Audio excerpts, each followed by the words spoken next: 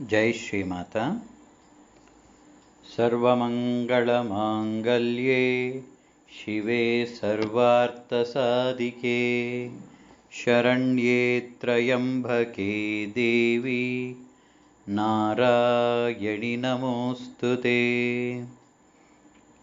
या देवी सर्वभूतेषु मातृरूपेण संस्थिता नमस्तस्यै नमस्तस्यै नमस्तस्यै नमो नमः। ನಮಸ್ತೆ. ನಾನು ಸುಬ್ರಹ್ಮಣ್ಯ, ಅಪ್ಪಾಜಿಯವರ ಮಗ. ನಮ್ಮಮ್ಮ ಗುರುಮಾತಾ ಭಾಗ್ಯಲಕ್ಷ್ಮೀ ದೇವಿ ಅವರ ಜೀವನ ಚರಿತ್ರೆಯನ್ನು ನೋಡ್ತಾ ಇದ್ವಿ. ವಿವಾಹವಾಗಿತ್ತು. 2 ಮಕ್ಕಳು ಕೂಡ ಆದರು. ಅವರ ಲಾಲನೆ ಪಾಲನೆಯಲ್ಲಿ ಜೊತೆಗೆ ದೇವಾರ್ಚನೆ, ಸುಬ್ರಹ್ಮಣ್ಯನ ಆರಾಧನೆ, ಹೀಗೆ ಜೀವನವನ್ನು ಸಾಗ್ತಾ ಇತ್ತು. ಮಕ್ಕಳು ದೊಡ್ಡವರಾಗ್ತಾ ಇದ್ದಾರೆ. ಹಾಗೆ ನಾಗೇಂದ್ರ ಕುಮಾರಪ್ಪ ಅವ್ರದ್ದು ಬ್ಯಾಂಕ್ ಕೆಲಸ, ಹಾಗಾಗಿ ಮತ್ತೆ ಟ್ರಾನ್ಸ್ಫರಿನ ವಿಚಾರ ಪ್ರಸ್ತಾಪವಾಗುತ್ತೆ. ಆವಾಗ ಭಾಗ್ಯಮ್ಮ ಅಪ್ಪನ ಹತ್ರ ಹೇಳ್ತಾರೆ, ನೀವು ಇರೋದು ಬ್ಯಾಂಕ್ನಲ್ಲಿ 3 ವರ್ಷಕ್ಕೂ ಹೀಗೆ ಟ್ರಾನ್ಸ್ಫರ್ ಆಗ್ತಾ ಇರುತ್ತೆ. ಈ ರೀತಿ ಇದ್ದಾಗ ಮಕ್ಕಳ ವಿದ್ಯಾಭ್ಯಾಸ ಹೇಗೆ?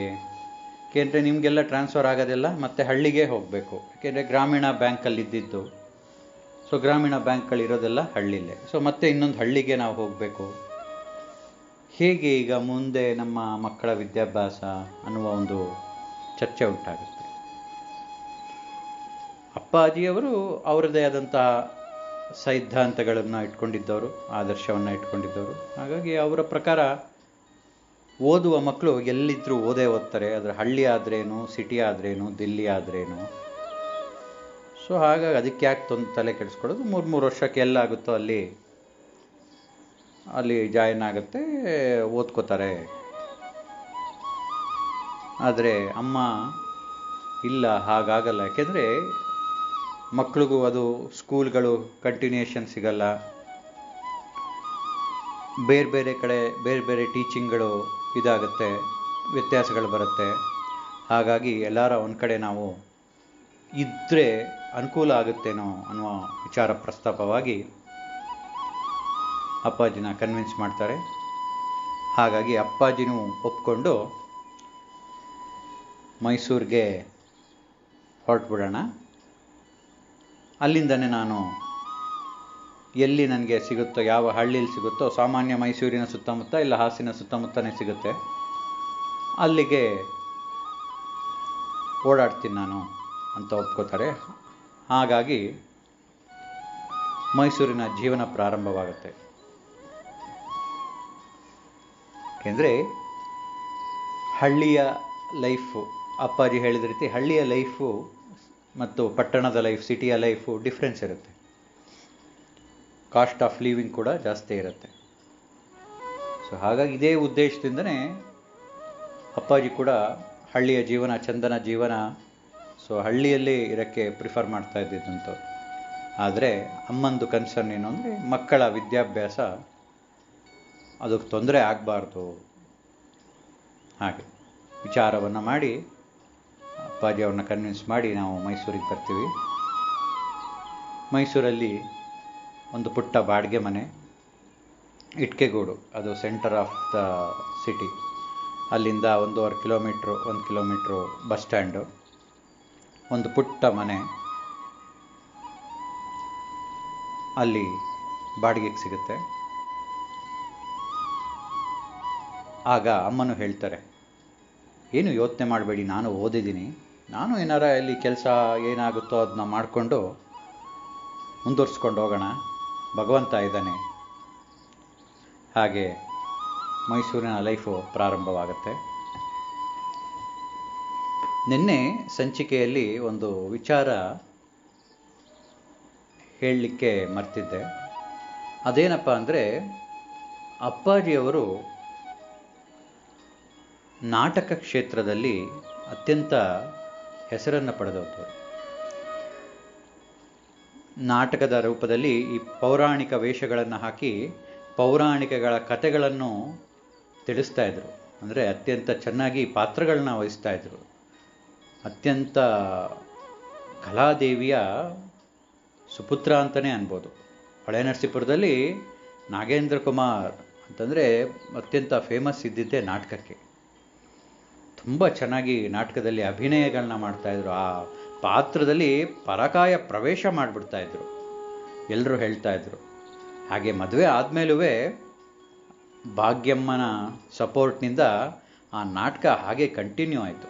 ಯಾವುದಾರ ನಾಟಕ ಸಮಯ ಸಿಕ್ಕಾಗ ಅದು ಹಣಕ್ಕಾಗಿ ಮಾಡ್ತಾ ಇದ್ದಿದ್ದಲ್ಲ, ಅದೊಂದು ಹವ್ಯಾಸ, ಅದೊಂದು ಕಲಾ ಸರಸ್ವತಿಯ ಸೇವೆ ಅನ್ನೋ ಮನೋಭಾವದಲ್ಲಿ ಅಪ್ಪ ಮಾಡ್ಕೊಂಬರ್ತಾಯಿದ್ರು. ಪೌರಾಣಿಕ ಕಥೆಗಳನ್ನು ನಾಟಕಗಳ ಮೂಲಕ ಜನರಿಗೆ ತಿಳಿಸುವಂತಹ ಸೇವೆ. ಹಾಗೆ ತುಂಬ ಅವ್ರಿಗೆ ಅದರಲ್ಲಿ ಬಹಳ ಆಸಕ್ತಿ ಕೂಡ ಇತ್ತು. ಅನೇಕ ರೀತಿಯಲ್ಲಿ ಅವರು ಬೇರೆ ಬೇರೆ ಪಾತ್ರಗಳನ್ನು ನಿರ್ವಹಿಸ್ತಾ ಇದ್ರು.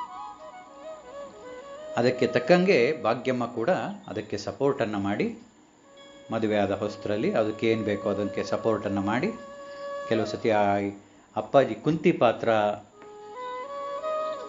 ದ್ರೌಪದಿ ಪಾತ್ರ ಎಲ್ಲ ಹಾಕ್ತಾಯಿದ್ರು. ಆ ಹೆಣ್ಣಿನ ಅಲಂಕಾರ ಎಲ್ಲ ನಮ್ಮಮ್ಮನೇ ಮಾಡ್ತಾಯಿದ್ರಂತೆ, ನಾನು ಕೇಳಿದ್ದೀನಿ. ಕೆಲವೊಂದು ಫೋಟೋಗಳು ಕೂಡ ಇದೆ. ಹೀಗೆ ಅದಕ್ಕೆ ಸಪೋರ್ಟಾಗಿ ನಡ್ಕೋತಾ ಬಂತು. ಆಮೇಲೆ ಕಾಲಕ್ರಮೇಣ ನಾಟಕಗಳೇ ಇಲ್ದಂಗಾಯಿತು. ಯಾಕೆಂದರೆ ಚಿತ್ರರಂಗದಲ್ಲಿ ಚಲನಚಿತ್ರಗಳು, ಮೂವೀಸ್, ಅದು ಭರಾಟೆ ಜಾಸ್ತಿ ಆದಮೇಲೆ ಕಾಲಕ್ರಮೇಣ ನಾಟಕಗಳು ಕಮ್ಮಿ ಆಯಿತು. ಹಾಗಾಗಿ ಅದು ಬಿಡಬೇಕಾಯಿತು. ಅದು ಹವ್ಯಾಸದಿಂದ ಮಾಡ್ತಾ ಇದ್ರಿದ್ರೆ ಅದು ಬಿಡಬೇಕಾಯಿತು. ಹಾಗೆ ಆ ಕ್ಷೇತ್ರದಲ್ಲಿ ಇದ್ರೂ ನನ್ನ ಗಂಡ ಹೋಗಲಿ, ಅದೊಂದು ಸೇವೆ ರೀತಿಯೇ. ಯಾಕೆಂದರೆ ಎಲ್ಲ ಪೌರಾಣಿಕ ಪಾತ್ರಗಳೇ ಹೇಳ್ತಾ ಇದ್ದಿದ್ದು. ಎಲ್ಲರಿಗೂ ಒಂದು ಅಲ್ಲಿ ಕೂತಂಥ ಜನರಿಗೆ, ನಾಟಕ ನೋಡುವಂತಹ ಜನರಿಗೆ ಒಂದು ಒಳ್ಳೆಯ ವಿಚಾರಗಳು ತಲುಪ್ತಾ ಇತ್ತು ನಾಟಕಗಳ ಮೂಲಕ. ಹಾಗಾಗಿ ಅದಕ್ಕೂ ಭಾಗ್ಯಮ್ಮನವರ ಸಪೋರ್ಟ್ ಇರ್ತಾ ಇತ್ತು. ಕೆಲವು ಸತಿ ಅವರೇ ಮೇಕಪ್ ಕೂಡ ಮಾಡ್ತಾಯಿದ್ರು. ನಾವೆಲ್ಲ ಚಿಕ್ಕವರು. ಹಾಗೆ ಮತ್ತು ಇನ್ನೊಂದು ವಿಚಾರ ಏನು ಅಂದರೆ, ಇವರಿಬ್ಬರ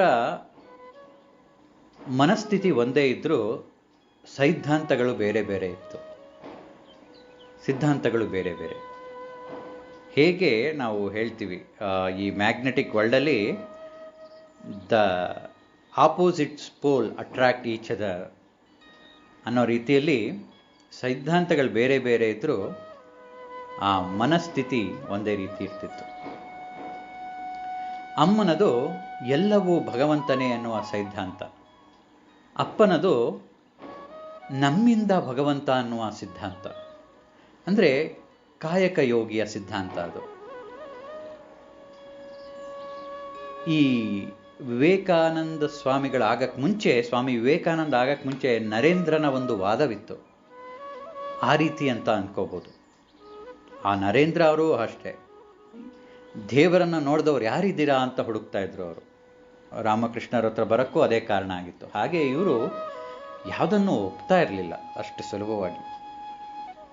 ಹಾಗಾಗಿ ನಾವು ಸತ್ಯದಿಂದ, ಧರ್ಮದಿಂದ, ನಿಷ್ಠೆಯಿಂದ ನಾವು ನಡೆದ್ರೆ ಅದರಲ್ಲೇ ಭಗವಂತ ಅನ್ನುವ ಸಿದ್ಧಾಂತ ಅಪ್ಪಾಜಿದು. ಆದರೆ ಅಮ್ಮಂದು ಭಗವಂತನಿಂದನೇ ಅವೆಲ್ಲ ಅನ್ನುವ ಸಿದ್ಧಾಂತ. ಹಾಗಾಗಿ ಇವರಿಬ್ಬರ ಮುಂದಿನ ಕಾನ್ವರ್ಸೇಷನ್ಗಳು ಅತ್ಯಂತ ಕುತೂಹಲಕಾರಿಯಾಗಿರುತ್ತೆ. ಈ ದೇವತಾರ್ಚನೆಯ ವಿಚಾರ ಆಗ್ಬೋದು, ಮುಂದೆ ಗುರುಗಳ ವಿಚಾರವಾಗಬಾರ್ದು, ಈ ಸೈದ್ಧಾಂತಿಕ ವಿಚಾರದಲ್ಲಿ ಹೇಗೆ ಒಬ್ಬರನ್ನೊಬ್ಬರು ಹೇಗೆ ಕನ್ವಿನ್ಸ್ ಮಾಡ್ತಾರೆ ಅನ್ನುವುದು ಮುಂದಕ್ಕೆ ನೋಡ್ತಾ ಹೋಗೋಣ. ಮೈಸೂರಿಗೆ ಬಂದಿದ್ದೀವಿ. ಮೈಸೂರಿಗೆ ಬಂದಮೇಲೆ ಅತ್ಯಂತ ಚಿಕ್ಕ ಮನೆ ಅದು. ಇಟ್ಸ್ ಎ 10x20 ಮನೆ, ಗಲ್ಲಿಯಲ್ಲಿದ್ದಿದ್ದು. ಯಾಕೆಂದರೆ ಬಾಡಿಗೆ ನಮಗೆ ಕೊಡೋಷ್ಟದು ಅಷ್ಟೇ ಅನುಕೂಲ ಇದ್ದಿತ್ತು. ನೀರು ಕೂಡ ಕೆಳಗಡೆ, ನಮ್ಮದು ಫಸ್ಟ್ ಫ್ಲೋರಲ್ಲಿ ಮನೆ, ನೀರು ಕೂಡ ನಾವು ಕೆಳಗಡೆಯಿಂದನೇ ಹೊತ್ಕೊಂಡು ಹೋಗ್ಬೇಕಾಗಿತ್ತು. ಸೊ ಹಾಗಾಗಿ ಭಾಗ್ಯಮ್ಮ ಪ್ರತಿದಿನ ಕೆಳಗಡೆ ನೀರು ಬರ್ತಾ ಇತ್ತು ನಲ್ಲಿಲಿ, ಆ ನೀರನ್ನ ಹೊತ್ಕೊಂಡೋಗಿ ನಾವು ಆ ಟ್ಯಾಂಕ್ ಮೇಲ್ಗಡೆ ಒಂದು ಟ್ಯಾಂಕ್ ಇಟ್ಕೊಂಡಿದ್ವಿ ಮನೇಲಿ, ಅದನ್ನು ತುಂಬಿಸಿ ಜೀವನ ಮಾಡಬೇಕಿತ್ತು. ಪುಟ್ಟು ಅಡುಗೆ ಮನೆ ಇದು. ಈಗ ಹಳ್ಳಿಯಿಂದ ಬಂದು ಸಿಟಿಲಿ ಅದೊಂದು ಸ್ವಲ್ಪ ಕಷ್ಟ, ಅಲ್ಲಿ ಬೇಯಿಸಾದ ಮನೆಗಳಿರ್ತಾ ಇತ್ತು, ಒಂದು ಪುಟ್ಟನಾದ ಮನೆ. ಆದರೂ ಭಾಗ್ಯಮ್ಮನ ಮನಸ್ಸಿನಲ್ಲಿ ಆ ಮುಖಭಾವದಲ್ಲಿ ಯಾವುದೇ ಚೇಂಜ್ ಇರಲಿಲ್ಲ. ಇಟ್ಟಂಗಿರ್ತೀನಿ ಅನ್ನುವ ಸಿದ್ಧಾಂತ. ಯಾಕೆಂದರೆ ಅವರು ಗುರು ರಾಘವೇಂದ್ರರ ಭಕ್ತರಾದ್ರಿಂದ ಯಾವತ್ತೂ ಹಾಲಲ್ಲಾದರೂ ಹಾಕು, ನೀರಲ್ಲಾದರೂ ಹಾಕು ಅಂತ, ಹಾಗೆ ಹಳ್ಳಿಲ್ಲಾರು ಉಳಿಸು, ಡೆಲ್ಲಿಲ್ಲಾರು ಉಳಿಸು, ರಾಘವೇಂದ್ರ ಅನ್ನುವ ಮನಸ್ಥಿತಿ ಅವರು ರೂಢಿಸ್ಕೊಂಡಿದ್ರಿಂದ ಅವರಿಗೆ ಯಾವುದೂ ತೊಂದರೆ ಅನ್ನಿಸ್ಲಿಲ್ಲ. ನೀರು ತಾನೇ ಕೆಳಗಿಂದ ತರಬೇಕು ತಾನೆ, ಒಂದು 10 ಬಿಂದಿಗೆ ತಂದ್ರಾಯ್ತು, ಏನು ಅದಕ್ಕೇನು ಅನ್ನುವ ಮನೋಭಾವ. ಹಾಗೆ ಇಲ್ಲಿ ಭಾಗ್ಯಮ್ಮನ ಮೇಲೆ ನಾವು ವಿಚಾರ ಮಾತಾಡ್ತಿರೋದ್ರಿಂದ ಅಪ್ಪಾಜಿಯ ವಿಚಾರ ಸ್ವಲ್ಪ ಹಿಂದಕ್ಕೆ ಕಾಣುತ್ತೆ. ಸೊ ಹಾಗಾಗಿ ಇಲ್ಲಿ ಅಪ್ಪಾಜಿದೇನೋ ನೆಗೆಟಿವ್ ಶೇಡು, ಅಮ್ಮಂದು ಪಾಸಿಟಿವ್ ಶೇಡ್, ನೋ ಆ ಥರ ಅನ್ಕೋರು. ಅಂದರೆ ಈಗ ಇಬ್ಬರು ಕೂತಾಗ ನೀನು ಒಬ್ಬರನ್ನ ಕೈ ತೋರಿಸಿ ನೀನು ಚೆನ್ನಾಗಿದೆಯಾ ಅಂದರೆ ಪಕ್ಕದಲ್ಲಿ ಕೂತಿರೋದು ಚೆನ್ನಾಗಿಲ್ಲ ಅನ್ನೋ ಅರ್ಥ ಅಲ್ಲ. ಈಗ ನಾವು ಮಾತಾಡ್ತಿರೋದು ಭಾಗ್ಯಮ್ಮನ ಕಡೆ ಆದ್ರಿಂದ ಎಲ್ಲ ವಿಚಾರಗಳು ಭಾಗ್ಯಮ್ಮನ ಮೇಲೆ ಕಾನ್ಸಂಟ್ರೇಟ್ ಆಗಿರುತ್ತೆ. ಸೊ ಹಾಗಾಗಿ ಅಪ್ಪಾಜಿಯ ಸಿದ್ಧಾಂತ ಅವರು ನಡ್ಕೊಂಬಂದ್ರಿಂದ ಅದು ಆದರ್ಶ, ಅದು ಅತ್ಯಂತ ಪವಿತ್ರವಾದದ್ದು. ಇಲ್ಲಿ ಅದು ಹೇಳಕ್ಕೆ ಎಲ್ಲೆಲ್ಲಿ ಸಾಧ್ಯವೋ ಅಲ್ಲಿ ಹೇಳ್ತಾ ಇರ್ತೀನಿ. ಆದರೆ ಇಬ್ಬರು ಒಂದು ತಕಡಿಯಲ್ಲಿ ಹಾಕಿದ್ರೆ ಒಂದು ಮೇಲೆ, ಒಂದು ಕೆಳಗೆ, ಒಂದು ಮೇಲೆ ಹೋಗದಿದ್ದಂತಹ ಸಿದ್ಧಾಂತ, ಆದರ್ಶಗಳನ್ನು ಹೊಂದಿದ್ದಂತಹ ಆದರ್ಶ ದಂಪತಿಗಳು ಇಬ್ಬರುವೆ. ಆದರೆ ಇಲ್ಲಿ ಹೇಳ್ತಾ ಇರೋದು ಕಂಪ್ಲೀಟ್ ಭಾಗ್ಯಮ್ಮನದೇ ಆದ್ರಿಂದ ಅವ್ರ ಬಗ್ಗೆನೇ ಹೇಳ್ತಾ ಹೋಗ್ತೀನಿ. ಅವ್ರ ಬಗ್ಗೆನೇ ಹೇಳ್ತಾ ಇರೋದ್ರಿಂದ ಅಲ್ಲೇನೋ ಅಪ್ಪಾಜಿ ಮಾಡಿಲ್ವೇನೋ ಅನ್ನುವ ಅಭಿಪ್ರಾಯ ಬೇಡ. ಹಾಗೆ ಆ ಮನಸ್ಥಿತಿ ಇತ್ತು ಭಾಗ್ಯಮ್ಮನಲ್ಲಿ. ಎಲ್ಲರೂ ಇದ್ರೆ ಸರಿ, ನಾನು ಬಂದಿರೋ ಉದ್ದೇಶ ಏನು, ನನ್ನ ಮಕ್ಕಳಿಗೆ ಒಂದು ಒಳ್ಳೆ ವಿದ್ಯಾಭ್ಯಾಸವಾಗಬೇಕು, ನಮ್ಮ ಅಂತಸ್ತಿಗೆ ತಕ್ಕಂಗೆ ಯಾವ ಮನೆ ಸಿಗುತ್ತೋ ಅದರಲ್ಲಿ ಆರಾಮಾಗಿರೋಣ ಅನ್ನೋದೇ ಮೈಂಡ್ ಸೆಟ್ ಇತ್ತು. ಹಾಗಾಗಿ ಅವರು ಅದರಲ್ಲಿ ಯಾವ ಒಂದು ಸಂಕೋಚನವೂ ಇರಲಿಲ್ಲ, ಇದು ಇರಲಿಲ್ಲ, ಯಾವ ಇದಕ್ಕೂ ಅವಮಾನ, ಪ್ರತಿಷ್ಠೆ, ಅದು ಯಾವ ರೀತಿಯಲ್ಲಿ ಅವರು ತಲೆನೂ ಕೆಡಿಸ್ಕೊಂಡಿರಲಿಲ್ಲ. ಅದು ಅವರ ಸ್ವಭಾವವಾಗಿತ್ತು, ಭಾಗ್ಯಮ್ಮನ ಸ್ವಭಾವ ಅದು. ಹಾಗಾಗಿ ಅವರಲ್ಲಿ ಕಿಂಚಿತ್ತು ಯಾವ ಅಳುಕಿಲ್ಲ. ಆದರೆ ಅಪ್ಪಾಜಿಯ ಮನಸ್ಸಲ್ಲಿ ನಾವಿನ್ನೂ ಚೆನ್ನಾಗಿರ್ಬೋದಿತ್ತೇನೋ ಅನ್ನುವಂಥ ಸಣ್ಣದಿದ್ದೇ ಇರುತ್ತೆ ಯಾವಾಗಲೂ ಮನೆ ಯಜಮಾನಂದು. ಹಾಗೆ ಆ ಒಂದು ಸರಿ ಹೊಂದೋದಕ್ಕೋಸ್ಕರ ನಮ್ಮಮ್ಮ ಮನೆ ಪಾಠ ಹೇಳಲಿಕ್ಕೆ ಸ್ಟಾರ್ಟ್ ಮಾಡ್ತಾರೆ, ಅಂದರೆ ಟ್ಯೂಷನ್. ಫಸ್ಟ್ ಚಿಕ್ಕ ಚಿಕ್ಕ ಮಕ್ಕಳಿಂದ ಒಂದು 5-6 ಮಕ್ಕಳಿಂದ ಸ್ಟಾರ್ಟ್ ಆಗಿ ಕೊನೆಗೆ ಮನೆಯ ತುಂಬ ಮಕ್ಕಳು ಕೂತ್ಕೊಳ್ಳೋಷ್ಟು ಬರ್ತಾರೆ. ಯಾಕೆಂದರೆ ನಮ್ಮಮ್ಮನ ಟೀಚಿಂಗ್ ಮೆಥಡಾಲಜಿ ಅಷ್ಟು ಚೆನ್ನಾಗಿತ್ತು. ಯಾಕೆಂದರೆ ಅತ್ಯಂತ ಸಹನೆ ಇರ್ತಿತ್ತು. ಚಿಕ್ಕ ಮಕ್ಕಳು LKGನೂ ಬರ್ತಾಯಿದ್ರು, from LKG to till 6th standard ಅಮ್ಮ ತಗೋತಾಯಿದ್ರು, ಫ್ರಮ್ 7th ಟು 10th ಅಪ್ಪ ತಗೋತಾಯಿದ್ರು. ಸೊ ಸ್ಟಾರ್ಟಿಂಗಲ್ಲಿ ಒಂದಿಬ್ಬರು ಮಕ್ಕಳು ಬರೋಕ್ಕೆ ಸ್ಟಾರ್ಟ್ ಆಯಿತು. ಆ ಇಬ್ಬರು ಮಕ್ಕಳು ಬಂದು ಅವರು ಚೆನ್ನಾಗಿ ಅದರಲ್ಲಿ ಓದೋಕ್ಕೆ ಸ್ಟಾರ್ಟ್ ಆದಮೇಲೆ ಅವರಿಂದ ಮಾತಲ್ಲಿ ಸ್ಪ್ರೆಡ್ ಆಯಿತು. ಹಿಂಗೆ ಯಾರೋ ಬಂದಿದ್ದಾರೆ, ಬ್ಯಾಂಕಲ್ಲಿ ಕೆಲಸ ಮಾಡ್ತಾರಂತೆ, ತುಂಬ ಚೆನ್ನಾಗಿ ಹೇಳ್ಕೊಡ್ತಾರೆ ಟ್ಯೂಷನ್ನು ಅಂತ ಇಟ್ಕೆಗೂಡಲ್ಲಿ ಸುತ್ತಮುತ್ತ ಇರೋರಿಗೆಲ್ಲ ವಿಚಾರ ತಲುಪ್ತು. ನಾವು ಯಾವತ್ತೂ ಹೋಗಿ ನೀವು ಬನ್ನಿ ನಾವು ಬನ್ನಿ ಅನ್ನೋ ಯಾವ ಮಾರ್ಕೆಟಿಂಗ್ ಕೂಡ ಮಾಡಲಿಲ್ಲ. ಹಾಗೆ ವಿಚಾರಗಳು ಬಾಯಿಂದ ಬಾಯಿಗೆ ತಲುಪಿ ಅನೇಕ ಮಕ್ಕಳುಗಳು ಬರೋಕ್ಕೆ ಸ್ಟಾರ್ಟ್ ಆದರು. ಹೇಗೆ ಬರೋಕ್ಕೆ ಸ್ಟಾರ್ಟ್ ಆದರು ಅಂದರೆ ಇಡೀ ಮನೆ ಇನ್ಕ್ಲೂಡಿಂಗ್ ದ ಸ್ಟೋರೇಜ್ರು ಮಕ್ಕಳುಗಳು ಕೂತ್ಕೋತಾಯಿದ್ರು. ನಾವು ಕೂಡ ಅವರಲ್ಲಿ ಒಬ್ಬರಾಗಿ ಕೂತ್ಕೊಂಡೆ ನಾವು ಓದ್ತಾ ಇದ್ವಿ. ನಮ್ಮಮ್ಮ ಸ್ಟ್ರಿಕ್ಟಾಗಿ ಹೇಳಿಬಿಟ್ಟಿದ್ರು, ಇವನ್ ಅಪ್ಪಾಜಿ ಕೂಡ, ಟ್ಯೂಷನ್ನು ನಡೆಯಬೇಕಾದ್ರೆ ನೀವು ಕೂಡ ಸ್ಟೂಡೆಂಟ್ಸೇ, ಅದರಲ್ಲಿ ಯಾವ ಭೇದ ಭಾವ ಇಲ್ಲ, ಹಾಗೆ ಕಲಿಬೇಕು. ನಿಮಗೇನು ಸ್ಪೆಷಲ್ಲಾಗಿ ಒಂದು ಚೇರ್ ಹಾಕಿ ಕೂರಿಸಲ್ಲ ನಾವು. You have to sit down along with them and you have to study. ನಾವು ಕೂಡ ಅಲ್ಲೇ ಅವರ ರೀತಿಯಲ್ಲೇ, ಅವರು ಹುಡುಗರೆಲ್ಲ ಇದ್ದಾಗ ಸರ್ ಮೇಡಮ್ ಅಂತಲೇ ಕರೆದು ನಾವು ವಿದ್ಯಾಭ್ಯಾಸವನ್ನು ಮಾಡ್ಕೊಂಬಂದಿತ್ತು. ಅಂದರೆ ಇಲ್ಲಿ ಏನು ತೋರಿಸುತ್ತೆ ಅಂದರೆ there is the level of mindset ನಮ್ಮ ತಾಯಿ. ಅದು ಹೇಗೆ ಅಂದರೆ ಆ ಮಕ್ಕಳು ಬಂದಾಗ ಆ ಮಕ್ಕಳ ಜೊತೆ ನೀನು ಮಕ್ಕಳ ರೀತಿಯಲ್ಲೇ ಕೂರಬೇಕು. ನನ್ನ ಮಗನಾಗಲಿ ಯಾರಾಗಲಿ ಓದೋದ್ರಲ್ಲಿ ಯಾವ ಭೇದವೂ ಇಲ್ಲ. ಹಾಗಾಗಿ ನಾವು ಅಷ್ಟೇ ಅವರ ಎಲ್ಲ ಕೂತ್ಕೊಂಡೆ ನಾವು ಎಲ್ಲ ಕಲ್ತಿದ್ದು. ಅದರಿಂದನೂ ಅಂದರೆ ನಾವು ಫಿಕ್ಸ್ಡ್ ಫೀಸ್ ಅಂತೇನು ಮಾಡ್ತಾ ಇರಲಿಲ್ಲ.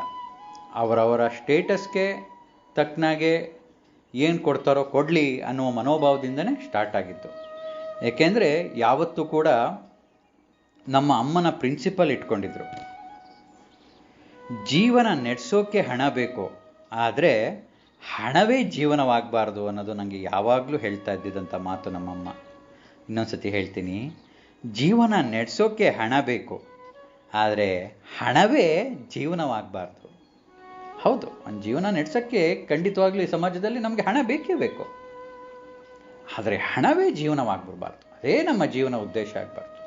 ಹಾಗೆ ಟ್ಯೂಷನ್ ಹೇಳೋದು ನಮ್ಮ ಕರ್ತವ್ಯ, ಹಣಕ್ಕಾಗಿ ಮಾಡ್ತಾ ಇರಲಿಲ್ಲ. ಕೆಲವೊಂದು ತುಂಬ ಬಡತನದ್ದು ಇತ್ತು ಆ ಏರಿಯಾದಲ್ಲಿ. ಮಕ್ಳಿಗೂ ಅವ್ರು ಯಾವತ್ತೂ ಆಗಲಿಲ್ಲ ಅಂದರೆ ಯಾವತ್ತೂ ಕೇಳಕ್ಕೆ ಹೋಗ್ತಾ ಇರಲಿಲ್ಲ. ಅಯ್ಯೋ ನೀವು ಫೀಸ್ ಕೊಟ್ಟಿಲ್ಲ, ನೀವು ಬರಬೇಡ ಅಂತನೋ. ಯಾವತ್ತೂ ನಾನು ನೋಡೇ ಇಲ್ಲ.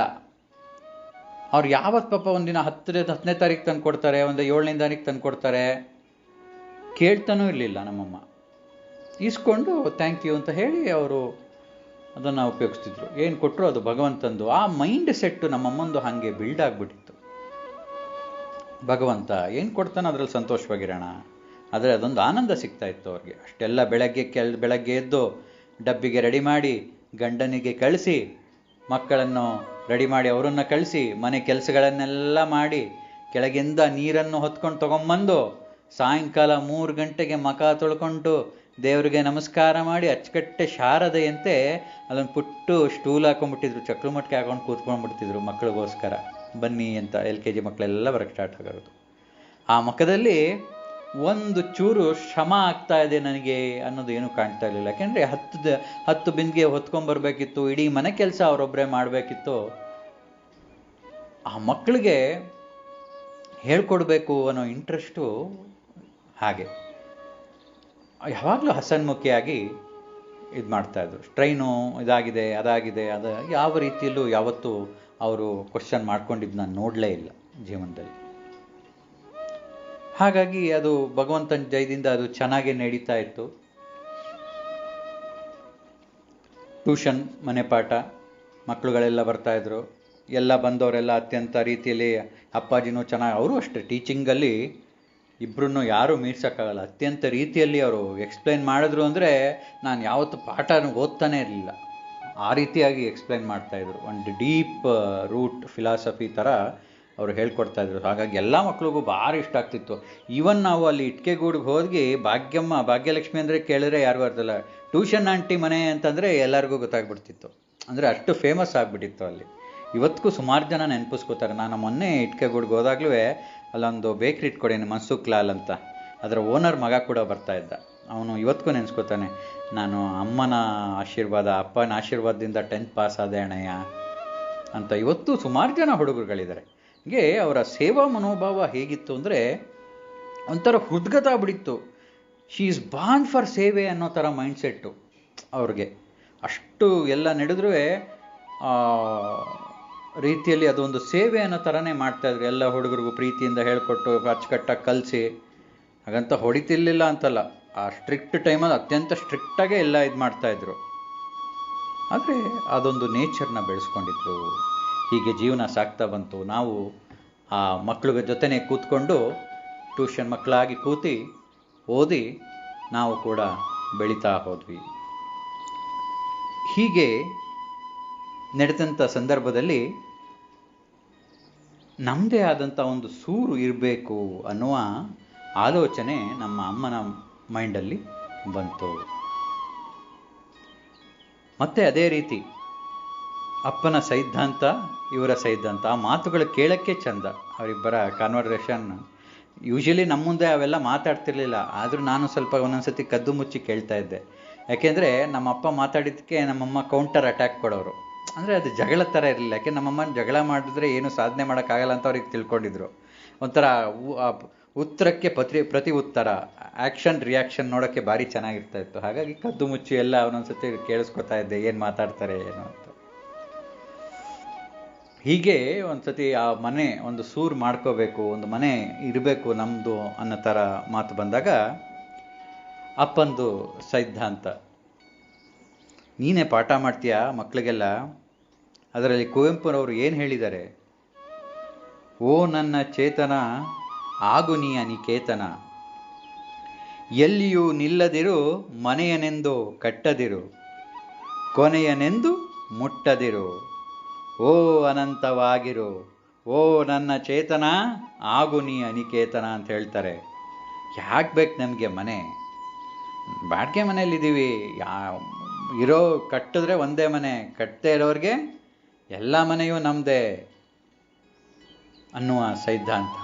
ಹಾಗೂ ಮತ್ತು ಕ್ಯಾಲ್ಕುಲೇಷನ್ ರೀತಿಯೂ, ಈಗ ಒಂದು ಮನೆ ಕಟ್ಟಬೇಕಾದ್ರೆ ಎಷ್ಟು ಬೇಕಾಗುತ್ತೆ? ಆ ಕಾಲದಲ್ಲಿ ಒಂದು 5 ಲಕ್ಷ ಇದ್ದರೆ ಒಂದು 30-40 ಸೈಟಲ್ಲಿ ಒಳ್ಳೆ ಒಂದು ಮನೆ ಆಗ್ತಾಯಿತ್ತು.